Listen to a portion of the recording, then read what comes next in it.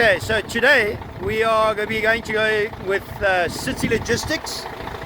They have kindly offered us Danny, their national professional driver trainer.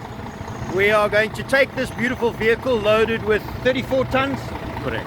We are going to drive along the N3 and we are going to show you the normal passage of driving loaded with 34 tons, driving down Town Hill, obeying all the road rules, all the stop points as an exact example for you.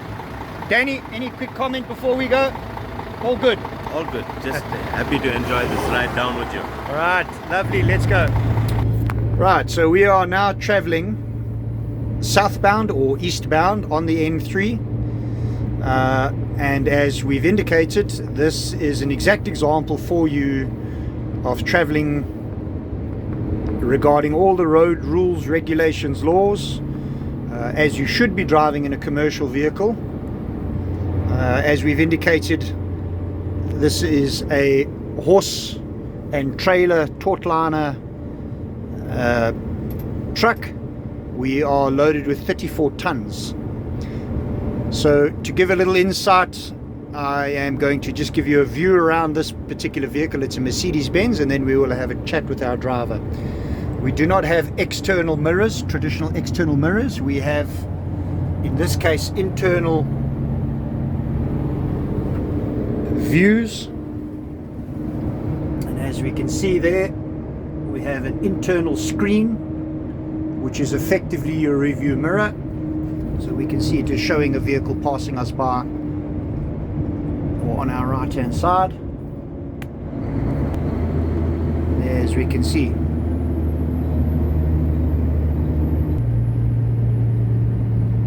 Danny, we're having a chat with you as the driver. I'm sure you're okay with us just having a chat with you as you're driving? Yeah, I'm fine. Right. Give us a little insight to this particular vehicle that you are driving. What make? What series? Okay, so this is a 2021 Mercedes Euro 3 2645 RE. The RE stands for road efficiency due to the mirrors. The engine, it has a fully automated gearbox with 3 different settings on the gearbox. That's your automatic economy, and I'm currently driving in A economy plus, so it's giving me the best fuel consumption for this load or for this drive. So basically we're driving to save fuel, yet I have a 34-ton load on me. Well, on this vehicle you'll see the difference as I'm coming down as the fuel drops. So I'm currently following mileage and the consumption the truck is giving me at the moment. Okay, so the issue here is some people would argue you're driving a very fancy, new, expensive vehicle. You have been driving pretty much commercial vehicles all your life as a professional driver and a professional driver trainer. So what is the difference for the driver that is driving, let's say, an old school completely manual truck? Is there any difference?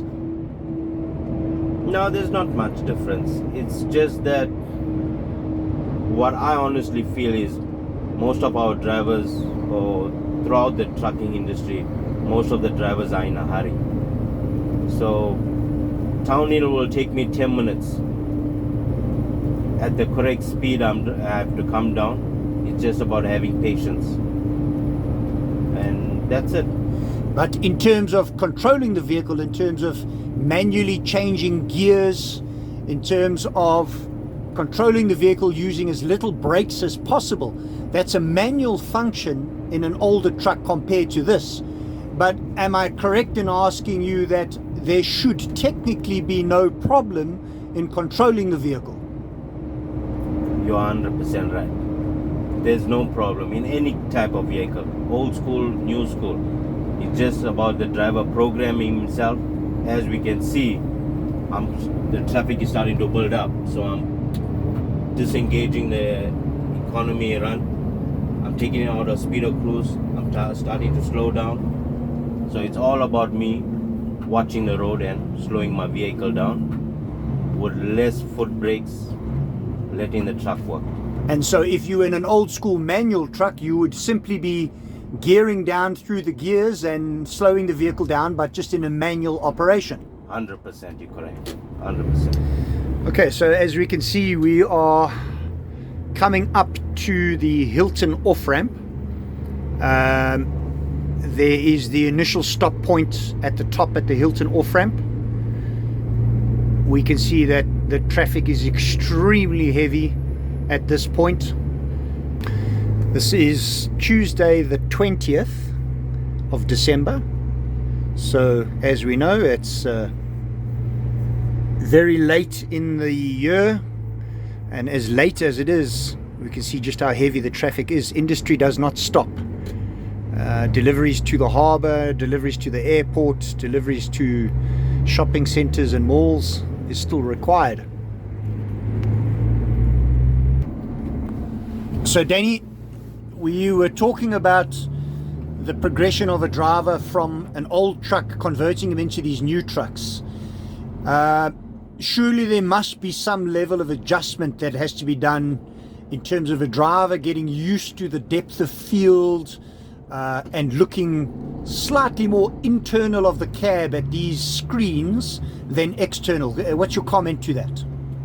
Well, the most difficulty I have is when I'm converting an older driver to a road efficiency truck like what we have here at the moment, due to him always looking out the window or looking towards outside the window to check his back.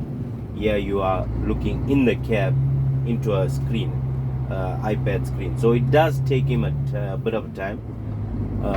What I normally do is I let him run local for a period of time with this vehicle to understand the concept, and then I release him onto the main roads, the national roads.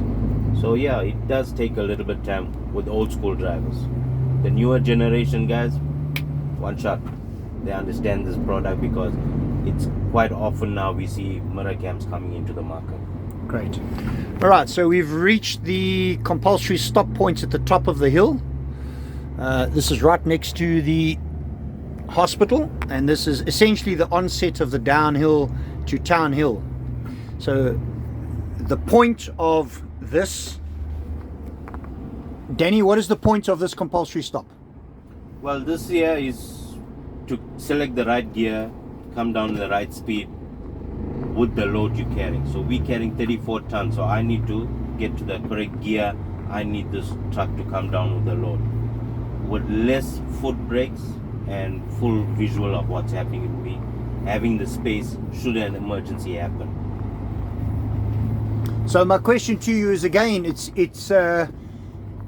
even though the truck is an automatic, you pretty much just sit in the truck and you just push the accelerator and the truck goes, much like a car. That's correct. 100%, you're on the mark. Right. Now, how do you know what to select in terms of controlling the truck going down? So you're taking your foot off the accelerator and you're allowing the power of the motor, and what the layman will learn is the engine retardation and the assisting systems to slow the vehicle down. How does one know that? Is one taught that, or is that something you learn from experience? Well, you have to be taught. So it goes into a training school, or with me doing it with my drivers, showing them that now that I'm coming down with 34 tons, I'm just sitting slightly over 40. But I've programmed the truck at 32 kilometers an hour coming down this particular town hill. And I'm just watching my RPM and my speed, and the truck is doing the rest. So basically I'm just playing with the cruise, speed of cruise, as you can see. And I'm watching my RPMs. If she goes over 20, I tap on the brake slightly, bring it back to a correct RPM where the truck is not over revving. And if you were in a manual truck, is that the case of selecting the correct gear and then again just touching the brakes? 100%.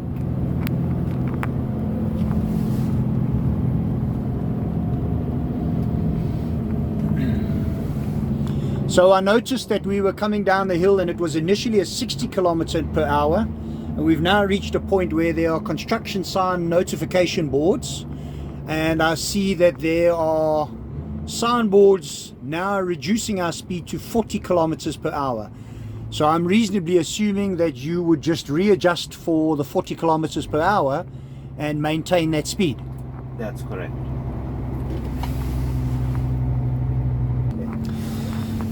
So Danny, if we're driving down this road and we're maintaining this kind of speed and something goes wrong, let's say for instance something goes wrong with the brakes, would you, as an experienced driver or even a relatively inexperienced, let's say you've only been driving for a year, would you be expected to feel that? Would you notice that in your truck as you're driving?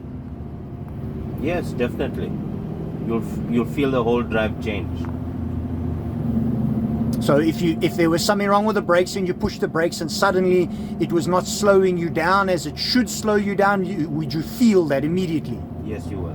Now, would that be the same whether you're in an old school mechanical truck or whether you're in one of these new fancy trucks? It differs slightly. Old school takes a little bit more. It's a little bit more challenging due to less electronics on the truck. The newer trucks, you'll feel it one shot. So that's the only difference. So old school, you got to be a little bit, how can I say it, aware of your surrounding, especially on the older vehicles. Right, Danny, so we're just talking about this truck versus a old school mechanical truck. In essence, if I understand what you're explaining, is whether you're in this truck or whether you're in an old school mechanical truck, if you're in the correct gear and driving in the correct manner, you're essentially using the strength of the motor to slow and control the truck. The brakes are the secondary or the backup, if you want to put it that way. Is that correct? You are right. All right. Now, you mentioned to us that this vehicle does have a fancy system of radar, which, so to say, keeps you at the correct relative speed and distance to another vehicle. Just explain that to us a little bit. So currently I've got the PPC, the ACC and the proximity control set on this vehicle. We're coming down Town Hill. I'm coming down at 20. It's measuring the truck in front of me and it's disengaging the gears as this truck stops or slows down. So this vehicle will slow down on its own. So I only press the brakes too when he comes to a full stop. Okay. When he takes off, this truck will take off as well. Great stuff. Once I release the foot brake. All right, in conversation with you, you've made mention a couple of times of patience. So give us a little bit of input on that as a driver. From a driver's point of view, everything is in a rush. It's just a matter of the driver disciplining himself and having patience coming down like Town Hill, Van Rienen's Pass.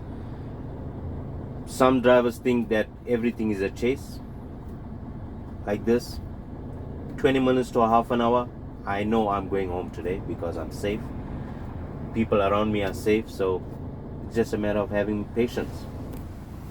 So what you're saying in essence, it's a mindset. It's a case of teaching the driver to just learn to be a bit more patient.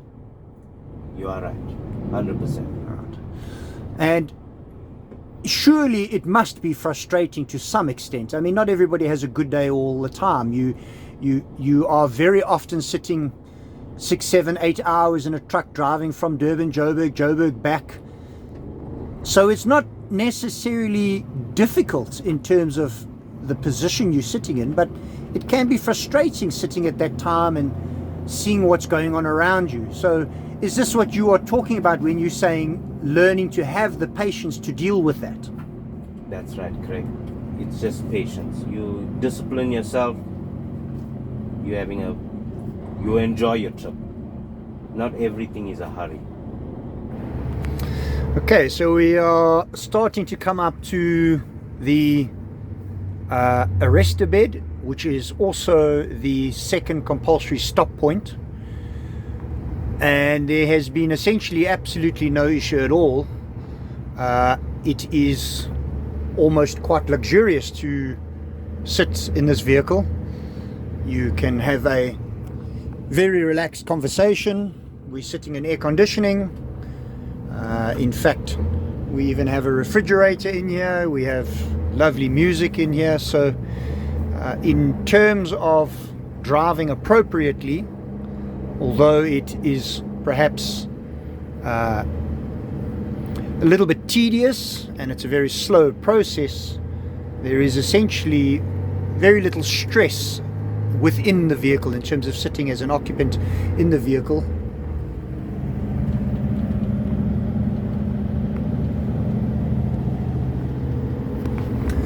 Okay, so we are coming up to the compulsory stop point, which, as you can see, runs just to the left-hand side of the arrestor bed. And this is give or take halfway down Town Hill.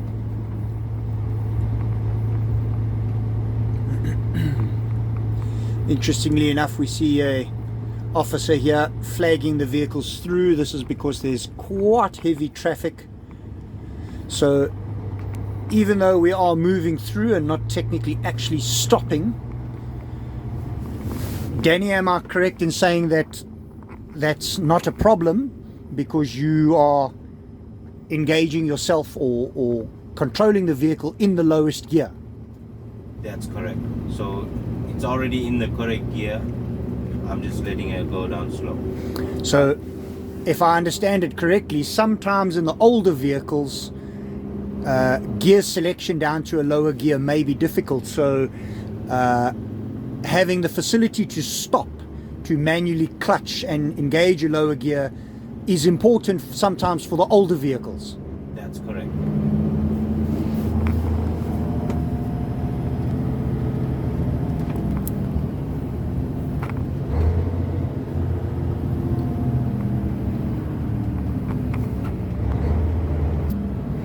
Okay, so we have reached the Peter Brown off-ramp. So having come down past the original stop point at the top, reached the arrestor bed and the secondary stop point, you then pass the Peter Brown off-ramp on your left-hand side. So technically this is the slightly steeper or slightly more notorious section of Town Hill.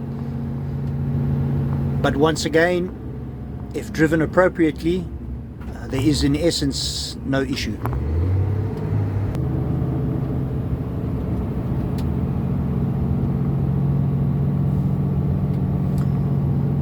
So Danny, we're sitting on the lower half now and we're comfortably sitting at what RPM?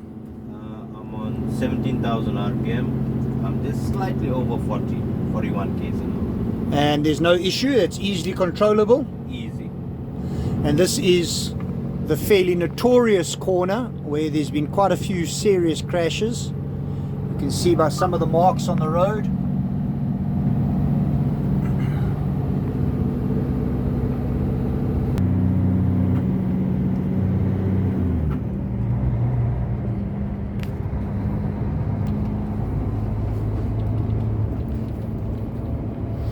Okay, we're coming down to Chatterton Road off-ramp, which is essentially the bottom of Town Hill.